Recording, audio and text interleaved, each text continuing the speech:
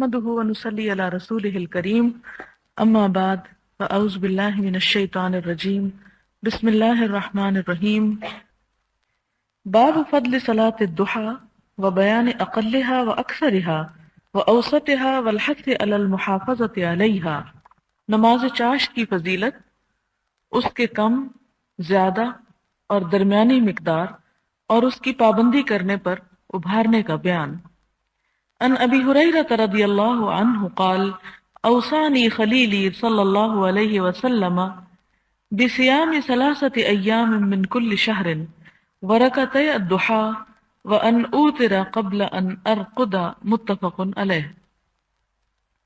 حضرت ابو ہریرہ رضی اللہ تعالی عنہ سے مروی ہے، فرمایا مجھے میرے خلیل صلی اللہ علیہ وسلم نے نصیحت فرمائی کہ ہر مہینے میں 3 روزے رکھوں، چاشت کی 2 رکعتیں پڑھوں اور سونے سے پہلے نماز وتر ادا کروں۔ یہاں پر ضحیٰ کا لفظ عربی میں آیا ہے۔ ضحیٰ سورج کے نکلنے کے بعد اس کے بلند ہونے، اس کے خوب چمک جانے کے وقت کو بولتے ہیں۔ قرآن پاک میں بھی ایک سورت الضحیٰ کے نام سے ہے اور اس کی قسم بھی کھائی گئی ہے۔ والضحیٰ اور ضحیٰ سے مراد وہ وقت جب خوب روشنی ہو جائے۔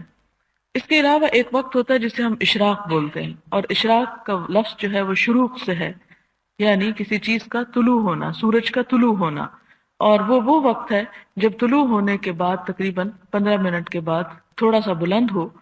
اور اس وقت وہ نماز ادا کی جاتی ہے۔ لیکن چاشت کا وقت جو ہے وہ زوال سے پہلے تک ہے۔ اس میں آپ صلی اللہ علیہ وسلم نے حضرت ابو ہریرہ رضی اللہ تعالی عنہ کو 3 چیزوں کی نصیحت فرمائی۔ ایک یہ کہ 3 روزے مہینے میں، اور یہ ہر مہینے میں مراد اس سے مسنون روزے ہیں، انہیں ایام بیض کے روزے کہا جاتا ہے، یعنی 13ویں، 14ویں اور 15ویں کا روزہ۔ کہا یہ جاتا ہے کہ جب چاند اپنے پورے جوبن پر ہوتا ہے، اپنے عروج پر ہوتا ہے، تو اس وقت اس کے اثرات جو ہیں انسانی طبیعتوں پر بھی ہوتے ہیں، اور اب تو یہ ایک سائنٹیفک فیکٹ بن چکا ہے اور سب لوگ اس بات کو جانتے ہیں کہ خاص طور پر آپ نے دیکھا ہوگا کہ سمندر کی لہریں جو ہیں مہینے کی ان 3 راتوں میں زیادہ اونچی ابھر کر آتی ہیں۔ چاند کے اندر بھی پانی ہے، انسانی جسم کے اندر بھی پانی پایا جاتا ہے، تو جب وہ اپنے پورے یعنی فل مون ہوتا ہے، اس وقت اس کی روشنی جو ہے وہ انسان کے اوپر اثر انداز ہوتی ہے۔ اور اس بات کی بھی تحقیق کی گئی کہ مہینے کی کون سی تاریخیں ایسی ہوتی ہیں کہ جب طلاق ریٹ سب سے زیادہ ہوتا ہے،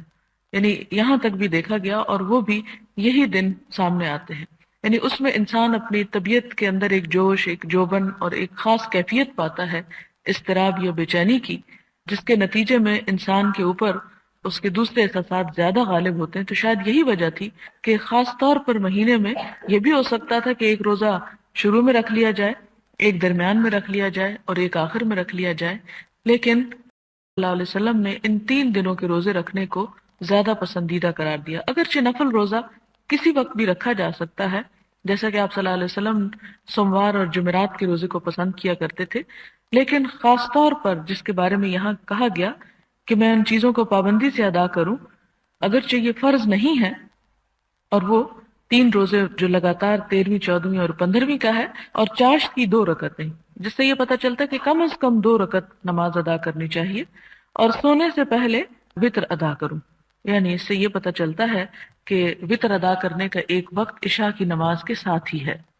اس کے بعد ہے کہ سونے سے پہلے وتر پڑھنا اس شخص کے لیے مستحب ہے جسے رات کے آخری حصے میں بیدار ہونے کا یقین نہ ہو۔ یہ تفسیر جو ہے امام نووی خود کر رہے ہیں، آپ صلی اللہ علیہ وسلم کے الفاظ نہیں۔ اور اگر یقین ہو تو رات کے آخری حصے میں وتر پڑھنا زیادہ اچھا ہے، یعنی افضل وقت اس کا تہجد کے ساتھ ہے، لیکن اگر کوئی شخص تہجد کے لیے نہ اٹھتا ہو تو وہ رات کے ابتدائی حصے میں وتر پڑھ سکتا ہے۔ اگلی حدیث حضرت ابو ذر رضی اللہ تعالی عنہ سے مروی ہے کہ حضور صلی اللہ علیہ وسلم نے فرمایا، صبح ہی سے تمہارے جسم کے ہر جوڑ کے ذمہ ایک صدقہ ثابت ہو جاتا ہے، بس ہر دفعہ سبحان اللہ کہنا ایک صدقہ ہے، ہر دفعہ الحمدللہ کہنا ایک صدقہ ہے، ہر دفعہ لا الہ الا اللہ کہنا ایک صدقہ ہے، ہر تکبیر ایک صدقہ ہے، نیکی کا حکم دینا بھی ایک صدقہ ہے، برائی سے روکنا بھی ایک صدقہ ہے، اور اس تمام سے 2 رکعتیں کفایت کر جاتی ہیں جو آدمی چاشت کے وقت پڑھتا ہے۔ یعنی انسان ہر روز جب ایک نیا دن اپنی زندگی میں پاتا ہے صحت اور تندرستی اور سلامتی کے ساتھ، کہ اس کو ایک نیا دن زندگی کا عمل کے لیے مل جاتا ہے، تو اس کے اوپر ایک شکرانہ لازم ہوتا ہے۔ وہ شکرانہ کس کس طرح ادا ہو سکتا ہے؟ ذکر کرنے سے، اور جس میں یہاں سبحان اللہ کا ذکر اور الحمدللہ اور لا الہ الا اللہ بتایا گیا۔ اسی طرح اللہ اکبر، ہر تکبیر ایک صدقہ ہے، یعنی اللہ اکبر کہنا صدقہ ہے۔ پھر دوسرے کو اچھی بات بتانا اور بری بات سے روکنا بھی۔ اور اگر انسان ان میں سے کوئی کام نہ کر سکے، یعنی اس کو ذکر کی بھی مہلت نہیں، یا وہ باہر نکل کر کسی کو کوئی اچھی بات نہیں بتا سکتا، برائی سے نہیں روک سکتا، اگر وہ 2 رکعت چاشت پڑھ لیتا ہے تو گویا اس نے اپنے ذمے بہت سی چیزوں کو ادا کر دیا۔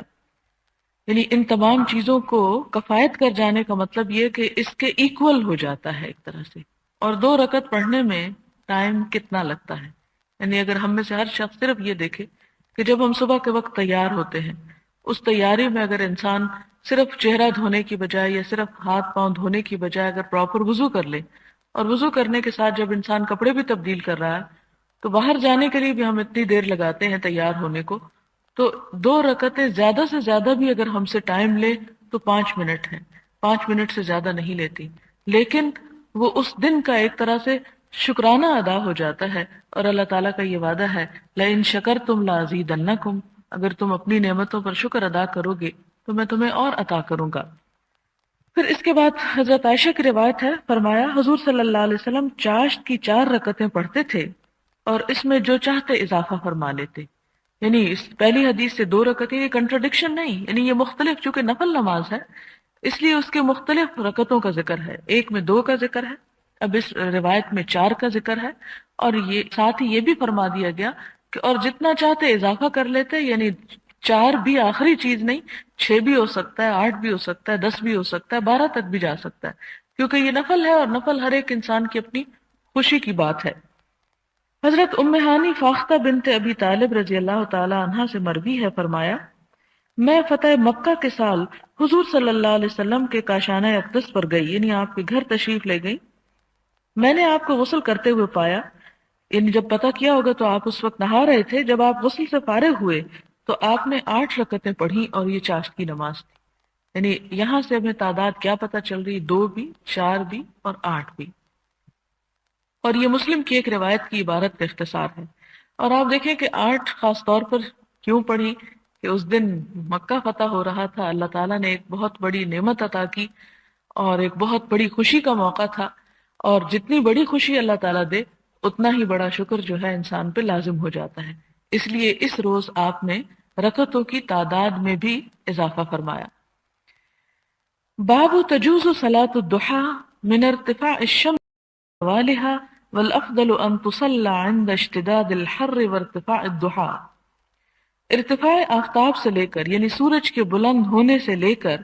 زوال آفتاب تک، یعنی ظہر کی نماز سے پہلے جب سورج کا زوال ہوتا ہے اس سے پہلے تک نماز چاشت پڑھنے کے جواز، اور خوب گرمی کی حالت میں جبکہ آفتاب خوب بلند ہو گیا ہو اس وقت چاشت پڑھنے کے افضل ہونے کا بیان۔ یعنی یہ نماز بعض لوگ اسی لیے اشراق اور چاشت کو ایک ہی نماز قرار دیتے ہیں کہ اگر اشراق پڑھ لیے تو گویا چاشت بھی پڑھ لی، اور اگر چاشت پڑھ لی تو اشراق بھی پڑھ لی، یعنی چونکہ یہ نفل نماز ہے اس لیے اس کے نام الگ بھی رکھے جا سکتے ہیں اور ایک نام بھی ہو سکتا ہے۔ تو یہاں پر یہ بتایا جا رہا ہے کہ اگر اس کو تھوڑا تاخیر سے پڑھا جائے تو زیادہ افضل ہے، لیکن ان لوگوں کے لیے جو جیسے تہجد پڑھتے ہیں، اس کے بعد بیٹھ کے ذکر کرتے ہیں، پھر فجر پڑھتے ہیں، پھر کچھ ذکر کرتے ہیں، پھر سورج نکلنے کے بعد انتظار کرتے ہیں، تو وہ نکلنے کے فوراً بعد پھر نفل پڑھ کے جو اٹھتے ہیں تو وہ ایک خاص مخصوص ایک عبادت ہوتی ہے۔ اس صورت میں تو ابتدا میں ہی پڑھ لینا بہتر ہے، لیکن اگر انسان اس سارے عرصے میں عبادت کے لیے نہیں بیٹھا ہوا تو اس شکل میں ذرا تاخیر سے پڑھنا زیادہ ثواب کا سبب ہے۔ اس کی کیا دلیل ہے؟ حضرت زید بن ارقم رضی اللہ تعالی عنہ سے مروی ہے کہ انہوں نے کچھ لوگوں کو نماز چاشت پڑھتے ہوئے دیکھا تو فرمایا کیا ان کو معلوم نہیں کہ اس کے علاوہ دوسرے وقت میں نماز چاشت پڑھنا زیادہ بہتر ہے؟ بے شک حضور صلی اللہ علیہ وسلم نے فرمایا صلاۃ الاوابین، اور صلاۃ الاوابین سے مراد یہاں نماز چاشت لیا گیا۔ اس وقت پڑھی جائے جبکہ اونٹوں کے بچے گرمی محسوس کرتے ہیں. یعنی آپ نے کبھی گاؤں کی زندگی دیکھی ہوگی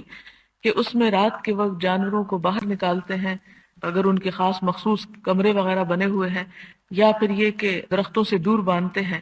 اور دن کے وقت دوبارہ جب سورج نکل آتا ہے گرمی ہونے لگتی ہے تو ان جانوروں کو دوبارہ چھاؤں میں کیا جاتا ہے. آپ دیکھیں کہ جب سورج نکل ہی رہا ہوتا ہے تو خواہ گرمیاں ہو تو اتنا گرم نہیں ہوتا،